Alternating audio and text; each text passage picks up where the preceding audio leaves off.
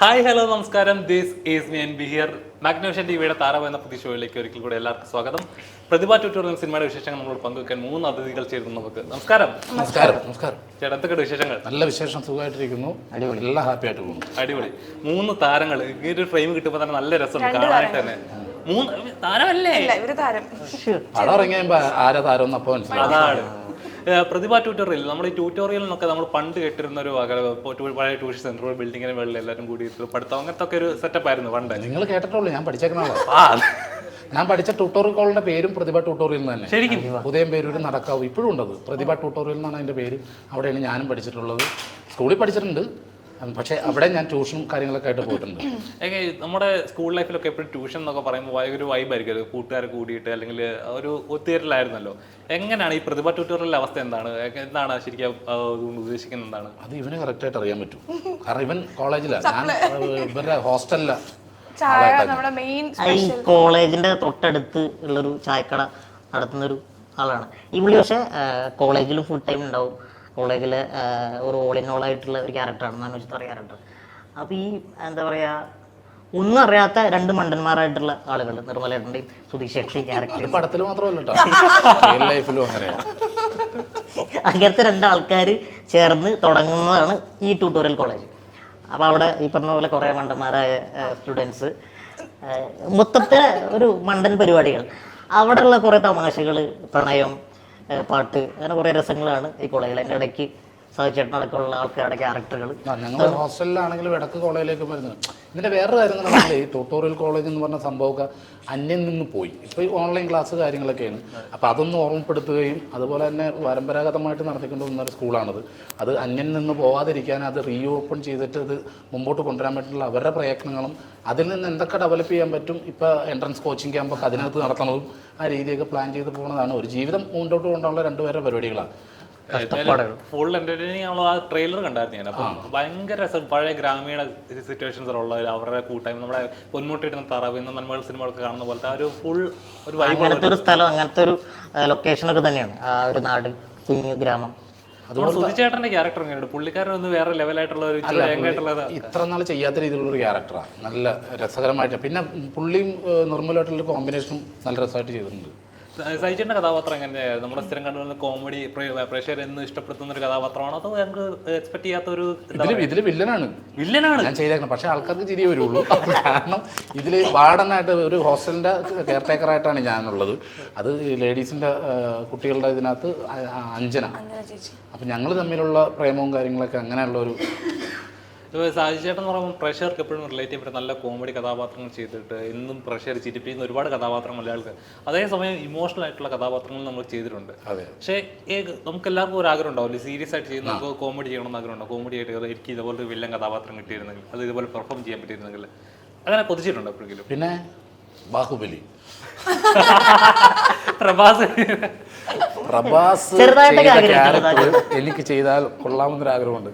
ഇതിപ്പോൾ ഞാൻ തമാശക്ക് പറഞ്ഞാണ്. പക്ഷേ സീരിയസ് ആയിട്ടുള്ള ക്യാരക്ടർ ചെയ്യാനായിട്ട് ഒത്തിരി ആഗ്രഹമുണ്ട്. ഞാൻ ചെയ്തുകൊണ്ടിരുന്ന അമേച്ചർ നാടകങ്ങളും അമേച്ചർ നാടക സംവിധാനമൊക്കെയാണ് ഞാൻ ചെയ്തുകൊണ്ടിരുന്നത്.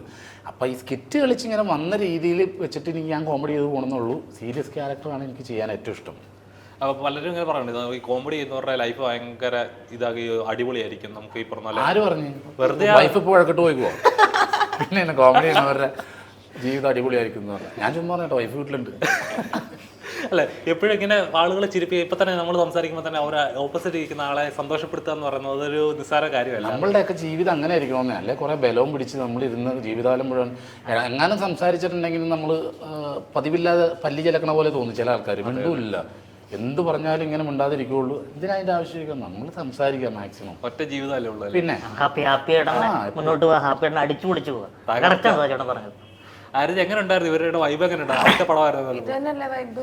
അവിടെ ഇതിനെക്കാട്ടിലായിരിക്കും. അതെ, നമ്മളെ എന്താ പറയാ സപ്പോർട്ട് ചെയ്ത് നല്ലോണം എല്ലാവരും. ചേട്ടൻ്റെ കൂടെ ഒക്കെ ഇരിക്കുകയാണെങ്കിൽ തമാശയാണ്.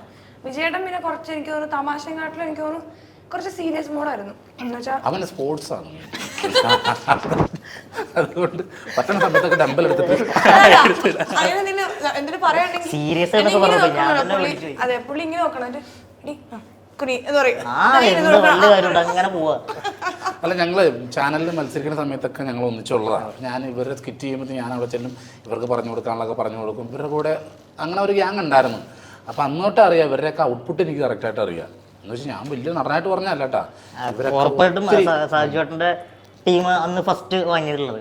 അപ്പോൾ അവരുടെ ഇവർ ഓൾറെഡി ആ പ്രോഗ്രാമിൽ സാജുവേട്ടൻ അപ്പോൾ വന്നാണെങ്കിൽ പോലും റിയാലിറ്റി ഷോയിലപ്പോൾ വന്നാണെങ്കിൽ പോലും ഒരുപാട് വർഷങ്ങളായിട്ട് മിമിക്രി കോമഡി രംഗത്തുള്ള ആളാണ്. അത് കറക്റ്റ് കാര്യം സാജുവേട്ടൻ പറഞ്ഞു. നമുക്ക് സ്കിറ്റുകളിലൊക്കെ കുറേ പരിപാടികൾ നമുക്ക് പറഞ്ഞു തരാനൊക്കെ അതൊക്കെ വലിയ എക്സ്പീരിയൻസ് ആയിരുന്നു. അത് ഇഷ്ടം നമുക്ക് ഇവരോട് ഒരു പ്രത്യേക ഇഷ്ടം കിടക്കുന്നുണ്ട്. അങ്ങനെ അതുകൊണ്ട് ഇവരുടെ ഒരു ഗ്യാങ്ങിലേക്ക് അങ്ങനെ ചെല്ലും എല്ലാവരും. പ്രദീപിൻ്റെ വീട്ടിൽ ഞാനും വൈഫ് പറഞ്ഞു പ്രദീപിൻ്റെ വീട്ടിൽ അങ്ങനെ വീട്ടിൽ പോയി അമ്മ ഒരു ഓണത്തിനായിരുന്നു അവർക്ക് ഓണക്കോടിയൊക്കെ എടുത്ത് ഞങ്ങൾ പോയി. അങ്ങനെയൊക്കെ നല്ല രസമായിരുന്നു. ഇവരുടെ ടീമോട് പ്രത്യേകിച്ച് ഈ സ്റ്റേജിലൊക്കെ സ്കിറ്റ് ലൈവിൽ ചെയ്യാന്ന് പറഞ്ഞാൽ വലിയൊരു കാര്യമാണ്. കാരണം വെച്ചാൽ ഉടനെ എനിക്ക് റിയാക്ഷൻ കിട്ടുന്ന ഓഡിയൻസിൻ്റെ അടുത്ത്. ഒന്ന് പാളിയാലോ ഒന്ന് എന്താ പറയുക കൈവിട്ട് പോയാലോ എങ്ങനെയൊക്കെ ആ സ്റ്റേജ് തന്നെ പിടിച്ച് നിൽക്കാന്ന് പറയുന്നത് ഒരു വലിയ കഴിവ്. തീർച്ചയായിട്ടും ഇതിപ്പോൾ നമ്മൾ ചെയ്തിട്ട് ഈ സംഭവം ചെയ്തത് ചീഞ്ഞ് പോയി കഴിഞ്ഞാൽ അതൊന്ന് ഷോർട്ട് ചെയ്യണം നമ്മൾ.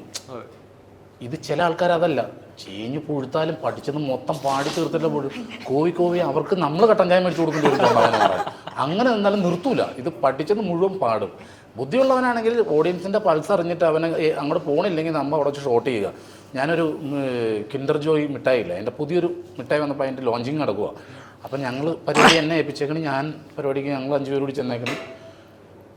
നമ്മളുടെ പരിപാടി തുടങ്ങുന്ന സമയപ്പോൾ എല്ലാവരും ലഞ്ച് ബ്രേക്കിന് പോയി. ആകെ 5 പേരിപ്പുണ്ട്, അതിൽ 3 സായിപ്പാണ്. നിങ്ങൾ ചെയ് പൈസ ഞാൻ പൈസ തരുന്നവന് എന്ത് ചെയ്യാൻ പറ്റുമോ? ഇല്ല ചെയ്യുന്നു പറഞ്ഞു. അപ്പോൾ ഞാനവിടെ പോയി ഇങ്ങനെ മൈക്കിൻ്റെ അടുത്തൊക്കെ മറ്റവൻ അവിടെ നിന്ന് കുറച്ച് അഭ്യാസം കാണിച്ചിട്ട് വരാൻ അവിടെ നിന്ന് കാലക്കിട്ട് ഞാൻ അന്ന് വേണ്ടതാ എന്തെങ്കിലും പറഞ്ഞിട്ട് പോകുന്നു ഇവിടെ വന്നാണ് നീയല്ലേ ഞാൻ അടുത്താവുമ്പോൾ കിറ്റൊന്നുമല്ല അങ്ങനെ പറഞ്ഞു നിർത്തിട്ട് പോയി. ചില ആൾക്കാരങ്ങനെയുണ്ട്. ചില ക്ലബ്ബുകളിൽ ചെന്ന് കഴിയുമ്പോഴത്തേക്കും അവരുടെ പരിപാടിക്ക് ഭയങ്കര ചിരിയും കഴിയുമായിരിക്കും. ചേട്ടൻ ചേച്ചിയൊക്കെ കാണിക്കുന്ന എല്ലാത്തിനും ഭയങ്കര പരിപാടിയായിരിക്കും. ഇത് കഴിഞ്ഞ് നമ്മുടെ പരിപാടി എടുക്കുമ്പോഴത്തേക്ക് ഒരാളും നോക്കൂല. അവർ ഫുഡ് എടുത്തിട്ട് കഴിച്ചോണ്ടിരിക്കുന്ന ഇടയിൽ തുമ്മുമ്പോൾ കാണിക്കുമ്പോൾ നോക്കുമ്പോൾ ഇത് കഴിഞ്ഞിട്ട് പിള്ളേർ വണ്ടി ഓടിച്ചു നടക്കും സ്റ്റേജിൽ കൂടി നമ്മളോട് കുറേ പിള്ളേർ. അങ്ങനെ ഞാനൊരു ട്രിവാൻഡ്രത്ത് ക്ലബ്ബിൽ ഞാൻ നിർത്തി പരിപാടി. ഒരു കലാകാരനെ സത്യം പറഞ്ഞ ഒരു അംഗീകാരം കിട്ടാത്ത ഒരു അവസ്ഥ. അത് എല്ലാവരും മുമ്പ് നല്ലതെന്ന് പറയുക, എന്നാൽ ഒരു പരിപാടിക്ക് വരുമ്പോൾ കിട്ടുന്ന ഒരു അംഗീകാരം അതൊരു ശരിക്കും പറഞ്ഞാൽ മോശമായിട്ടുള്ള കാര്യമാണ്. പക്ഷെ അത് നടക്കാതിരിക്കട്ടെ അങ്ങനെ ഇനി ലൈഫിൽ. അപ്പം നമ്മൾ പ്രതിഭ ട്യൂട്ടോറിയലിലേക്ക് വരുമ്പോഴാണെങ്കിൽ ഒരു ഫൺ എൻ്റർടൈനിങ് ആയിട്ട് ചിത്രം. അത് പ്രഷർ ഇപ്പോൾ എന്താ പറയുക നമ്മളിപ്പോൾ കണ്ടുപിടിക്കുന്ന സിനിമകളെന്ന് വെച്ചാൽ കുറച്ചുകൂടെ മാസ് അല്ലെങ്കിൽ ത്രില്ലർ അങ്ങനെ ഇൻറ്റൻസീവ് ആയിട്ടുള്ള സിനിമകളാണ്. ഇത് പക്ക എൻ്റർടൈനിങ് ആയിട്ട് ഫാമിലി ഓഡിയൻസിനൊക്കെ അട്രാക്ട് ചെയ്യുന്ന ടൈപ്പ് ഒരു ഫിലിം. നിങ്ങൾ ആ പോസ്റ്റർ കണ്ടില്ല? കണ്ടു ഞാൻ. നിർമ്മല്, സുധീഷ്, ഞാൻ, ഇവൻ, ഇയാള് ഇവിടെ എന്ത് മാസ് ചെയ്യാൻ ഞങ്ങൾ എന്റർടൈൻമെന്റ് ആണ്. ഫുള്ള് ഹ്യൂമറുള്ള പടമാണ്. എന്നാൽ ഈ ചില സിനിമകൾ നമ്മൾ ഹ്യൂമറാണെന്ന് പറഞ്ഞിട്ട് ഹ്യൂമറിന് വേണ്ടിയിട്ട് എന്തൊക്കെയോ ചെയ്തോണല്ല. നല്ലൊരു കഥയുണ്ട്, നമ്മുടെ ഫാമിലി ആയിട്ട് പോയിരുന്ന് കാണാൻ പറ്റിയ കഥയുണ്ട്. അതുപോലെ തന്നെ ഹ്യൂമർ എല്ലാം ഉണ്ട്. അത് വേണ്ട സ്ഥലത്തെ നമ്മൾ ഹ്യൂമർ ചെയ്യുള്ളൂ. ആ രീതിയിലുള്ള സിറ്റുവേഷൻ ഹ്യൂമറുകൾ ഇഷ്ടം പോലെ ഉണ്ട്. നല്ല ഞങ്ങൾക്ക് ആ ഭാഗമില്ലാത്ത ഞാൻ പറഞ്ഞില്ല. അപ്പൊ അതൊക്കെ നമ്മള് സിനിമ വരുമ്പോ 13-ാം തീയതി കാണുന്നുണ്ട്. ഞാൻ പറയുന്നില്ല, 13-ാം തീയതി അവിടെ കാണുന്നതായിരിക്കും. കഴിഞ്ഞിട്ട് ഇപ്പൊ 2 വർഷമായി പടം ഇറങ്ങാൻ പോണ്. അതാണ് എന്താ ചെയ്തു വെച്ചേക്കണെന്ന് എനിക്കിപ്പോഴും ഓർമ്മയില്ല. എന്നോട് എത്ര വൈകിയതും ചോദിക്കാൻ പറ്റുമായിരുന്നു. അല്ല വൈകിയതിന് പല കാരണങ്ങളുണ്ടാവും. പിന്നെ നമ്മൾ ഈ പറഞ്ഞില്ലേ ഫണ്ടിൻ്റെ പ്രശ്നവും ബാക്കിയുള്ളതും എല്ലാം ഒന്ന് നമുക്ക് ഷൂട്ട് ചെയ്യാൻ കഥ എഴുതാനും ഷൂട്ട് ചെയ്യാനും ഓക്കെയാണ്. അത് നമ്മൾ പറഞ്ഞ ഡേറ്റിൽ നമുക്ക് ചെയ്ത് തീർക്കുക, എഴുതാനും പേന കൊണ്ട് എഴുതി തീർക്കാം. പക്ഷേ ഇത് കഴിഞ്ഞിട്ടുള്ള വർക്കും കാര്യങ്ങളുണ്ട്. തിയേറ്റർ വരെ എത്തിക്കണമെങ്കിൽ, തിയേറ്റർ റിലീസ് ചെയ്യിക്കണമെങ്കിൽ നമ്മളൊരു പ്രസവം പോലെയാണ്. 10 മാസം നമ്മൾ വൈഫിനെ കെയർ ചെയ്ത് കൊണ്ടുവന്ന് ഡെലിവറി കഴിഞ്ഞിട്ട് വേണം ആൺകുട്ടിയാണോ പെൺകുട്ടിയാണോ വല്ല വൈകല്യം ഉണ്ടോ എന്നൊക്കെ അറിയാൻ പറ്റുള്ളൂ. അതേപോലെ ആ ഒരു പീരീഡ് എന്ന് പറഞ്ഞാൽ അത്രയും ടൈം എടുത്ത് ഇത്രയും പ്രശ്നങ്ങൾ താണ്ടിയാണ് വരുന്നത്. അപ്പം അതിൻ്റെയൊക്കെ ഇതുകൊണ്ടാണ്. പിന്നെ നമ്മൾ പറയില്ലേ നീലക്കുറിഞ്ഞ് പൂക്കുന്നത് എത്ര വർഷത്തിന് ശേഷം അപ്പം അതുപോലെ സംഭവം.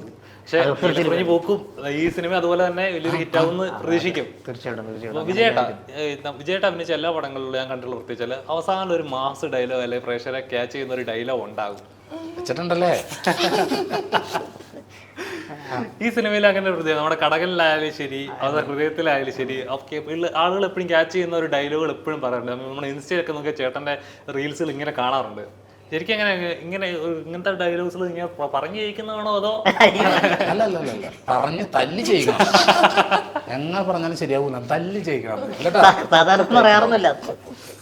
കറക്റ്റാണ്. അതായത് ഈ പറഞ്ഞ പോലെ ഒരു ആക്ടർ എന്നുള്ള രീതിയിൽ നമുക്ക് കിട്ടുന്നൊരു എന്താ പറയുക ഭാഗ്യമാണത്. ഈ സിനിമയിലും അങ്ങനത്തെ ഒരു മാസ് സീൻ എന്നുള്ള അപ്പുറത്തേക്കൊരു ഇമോഷണലി കണക്ട് ചെയ്യാൻ പറ്റുന്ന ഒരു സീൻ ഇതിലുണ്ട്. ഞാനും അതിങ്ങനെ വെയിറ്റ് ചെയ്യുന്നതാണ്. കണ്ടിട്ടുള്ള 1-2 പേര് എൻ്റെ അടുത്ത് പറഞ്ഞു ആ സീനിനെ കുറിച്ച്. ഈ സിനിമ തൊട്ട് മുൻപ് പ്രിവ്യൂ ആയിട്ട് കണ്ടിട്ടുള്ള ആൾക്കാർ പറഞ്ഞിട്ടാണ്. അപ്പോൾ അങ്ങനത്തെ ഒരു സീൻ ഈ സിനിമയിലുണ്ട്. അതും ജനങ്ങൾ സ്വീകരിക്കട്ടെ. കലോളം സന്തോഷിച്ചേട്ടൻ്റെ ഒറ്റ ഡയലോഗേ ഉള്ളൂ, ഇതൊക്കെ ഞങ്ങളുടെ പണി സാമാനങ്ങളെ രാജാവ്. അതെന്തോരം ഹിറ്റ് അയച്ചല്ല ഇന്നും പറഞ്ഞുകൊണ്ടിരിക്കുന്നത്. അതെ, ചില സിനിമ ഒരു കലാകാരൻ്റെ ഒരു അംഗീകാരമുള്ളൂ. നമ്മൾ പറഞ്ഞ ഡയലോഗുകളൊക്കെ ഇങ്ങനെ നൂറ്റാണ്ടുകൾ കഴിഞ്ഞാൽ ഇങ്ങനെ പറയുക എന്നൊക്കെ പറയാവുന്നത്. അതെ അതെ തീർച്ചയായിട്ടും വലിയ അനുഗ്രഹം. ചേട്ടാ, നമ്മൾ അഭിനയിച്ച നമുക്ക് എല്ലാ കരിയറിലും ഉണ്ടാവുമല്ലോ, നഷ്ടങ്ങളുണ്ടാവും, ലാഭങ്ങളുണ്ടാവും. നമ്മൾ അഭിനയിച്ച് ഇങ്ങനെ പൊക്കോണ്ടിരിക്കും. അഭിനയമായിരിക്കും നമ്മുടെ പാഷൻ. പൊക്കോണ്ടിരിക്കുമ്പോൾ തന്നെ ഏതെങ്കിലും ഒരു പോയിന്റിൽ അയ്യോ വേറൊരു ബാക്കപ്പോട് ഉണ്ടായിരുന്നെങ്കിൽ ഇച്ചിരി നന്നായേനെ എന്നെപ്പോഴും തോന്നിയിട്ടുണ്ടോ? ബാക്കപ്പ് മീൻസ് വേറെ എന്തെങ്കിലും ഫിനാൻഷ്യൽ ആയിട്ടുള്ള വേറൊരു ജോബോ എന്തെങ്കിലും? അത് ഇതിലെന്താണെന്നറിയാമോ, നമ്മൾ ഇത് ജീവിതം നമ്മുടെ മുമ്പോട്ട് കൊണ്ടുപോകുമ്പോഴത്തേക്ക് ഫുൾ സെറ്റിലായിട്ട് ജീവിച്ചു വന്നവർക്ക് അങ്ങനെ ഉണ്ടാവുള്ളൂ. പണ്ട് മുതലേ അങ്ങനെ ജീവിച്ചു വന്നവർക്ക്. കാരണം ബാക്കപ്പ് കറക്റ്റായിട്ട് മെയിൻറ്റെയിൻ ചെയ്ത് പോകുന്നവർക്ക് പ്രശ്നം ഉണ്ടാകും. നമ്മളെപ്പോലുള്ളവർക്ക് അങ്ങനെയൊന്നും പ്രശ്നമൊന്നുമില്ല. നമ്മൾ ഏത് റൂട്ടിലും പോകുന്ന ആൾക്കാരാണ്, എവിടെയും എന്തും കഴിക്കുന്ന ആൾക്കാരാണ്. ഇന്നത് വേണമെന്നില്ല. കഞ്ഞി കുടിക്കേണ്ടടുത്ത് കഞ്ഞി കുടിക്കും, കഞ്ഞി കിട്ടിയില്ലെങ്കിൽ ബിരിയാണി കഴിക്കും, എന്താണ് നമ്മൾ കഴിക്കും.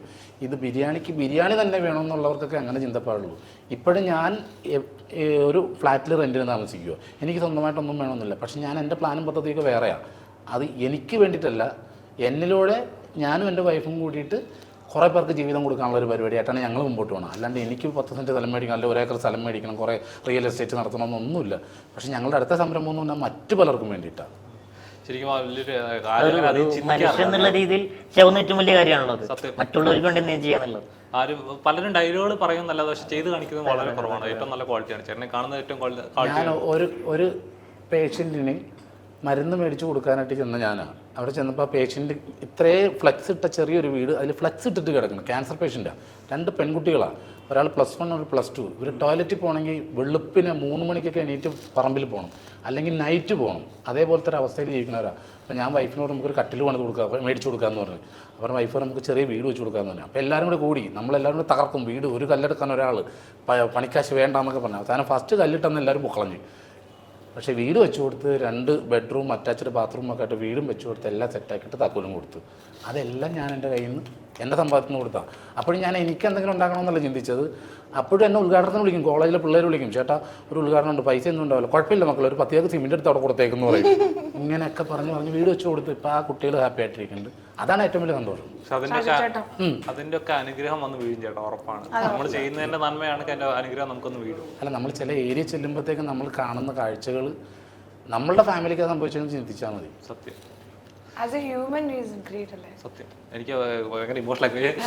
അല്ല, അത് നമ്മൾ ഇതിലേക്ക് ഇറങ്ങുമ്പോഴത്തേക്ക് നമുക്ക് ഭയങ്കര പ്രശ്നങ്ങളാണ്, അത് അറിയാൻ പറ്റുന്നു. അതിപ്പോഴല്ല 500 രൂപ പേയ്മെൻറ്റ് മേടിച്ച് മിമിക്രി കളിക്കുന്ന സമയത്ത് ഞാൻ ചെയ്തുകൊണ്ടിരിക്കുന്ന കാര്യങ്ങളാണ് ഇത്. താരാപഥത്തിൽ ഇനിയൊരു ചെറിയ ഇടവേള.